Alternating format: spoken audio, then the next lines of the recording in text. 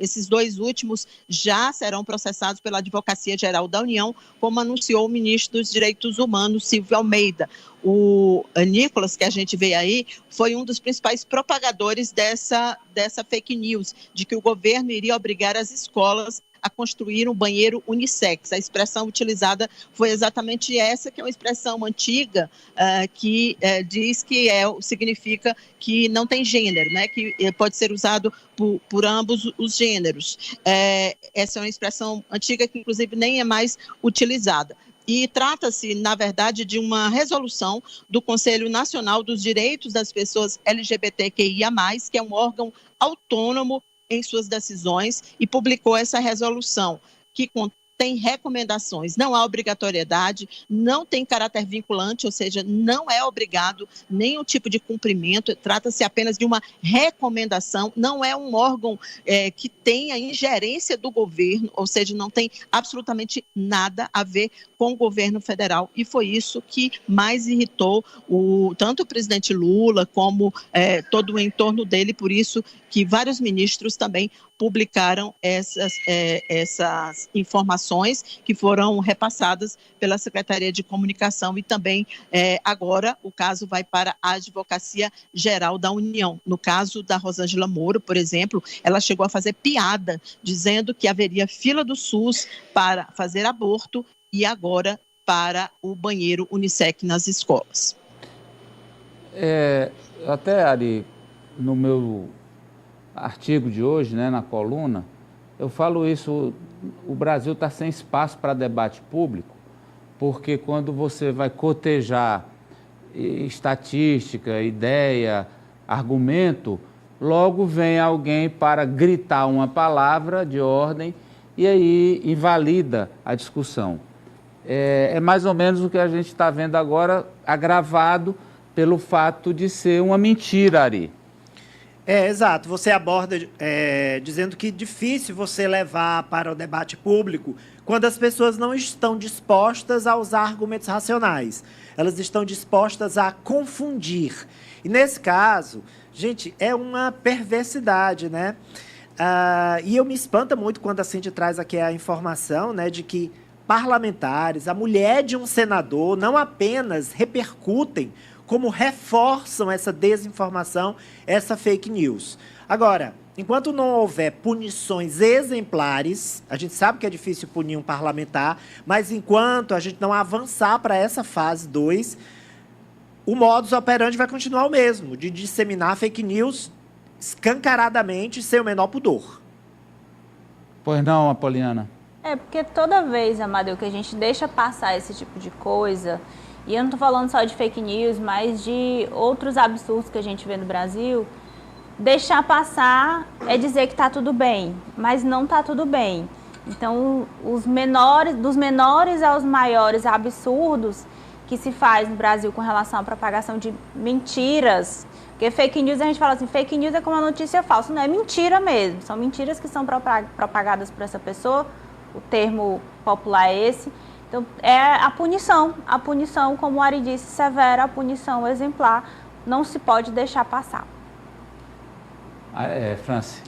Amadeu, é uma fake news requentada. Ela foi utilizada na campanha do ano passado, durante o segundo turno. O presidente Lula, inclusive, desmentiu uma fake news com esse mesmo teor durante um evento com evangélicos, defendendo que não tinha nada no seu plano de governo relativo a banheiros unissex no nosso país. Mas o que eu observo também é que esse grupo mais extremista, ele está acuado pela melhora econômica, acuado por uma série de escândalos envolvendo o ex-presidente da República, Jair Bolsonaro, inclusive para criar uma cortina de fumaça em relação a essas investigações e denúncias. Eles estão trazendo à tona, trazendo de volta temas como esse envolvendo banheiro unissex, temas como aquele projeto relativo ao fim da união de pessoas do mesmo sexo, temas relativos também ao aborto. Então, para mim, faz tudo parte de uma cortina de fumaça para abafar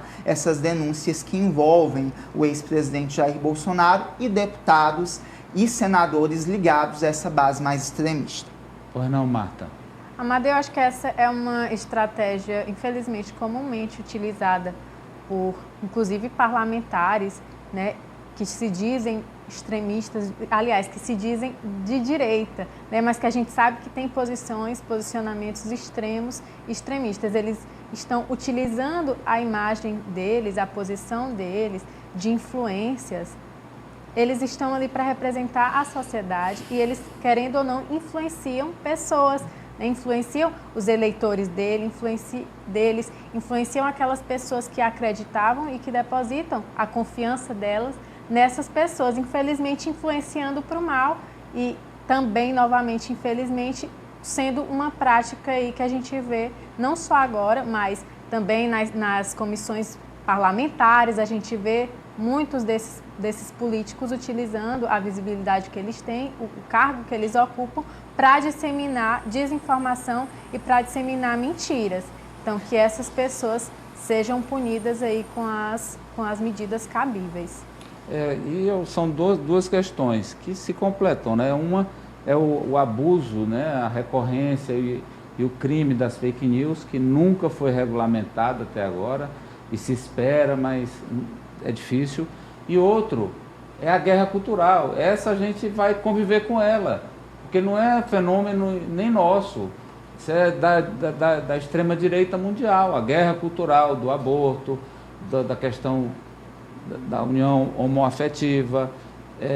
Isso vai, anti-vax, anti-vacina, isso vai perdurar enquanto gerar dinheiro para quem faz e protagonismo político, voto para quem faz. Cíntia.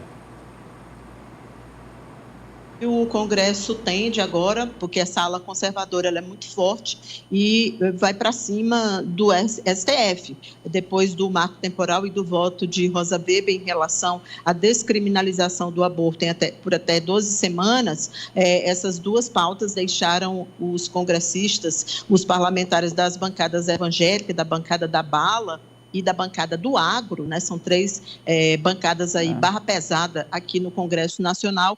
Eles pretendem colocar uma série de projetos que se contrapõem a decisões do Supremo Tribunal Federal, tentando criar uma crise institucional. Já tem o projeto do Dia do Nascituro, que é capitaneada pelo senador Magno Malta. Esse projeto tem, inclusive, aquele pastor Eurico, que é o mesmo, Franci, do projeto da União Homoafetiva. Ele tem um projeto de proibir a instalação de bares e boates em qualquer área urbana, um projeto que a gente sabe que é inconcebível no Brasil, mas que é daquele tipo que acaba ganhando muito holofote. E é isso que alimenta esse tipo de projeto de cunho ideológico no país, né? Quero aproveitar só para lembrar que amanhã vai ter a CPI dos atos golpistas, mais uma sessão, uma semana decisiva, e vai ter a oitiva do general Heleno, ex-chefe do gabinete institucional, o gabinete de segurança institucional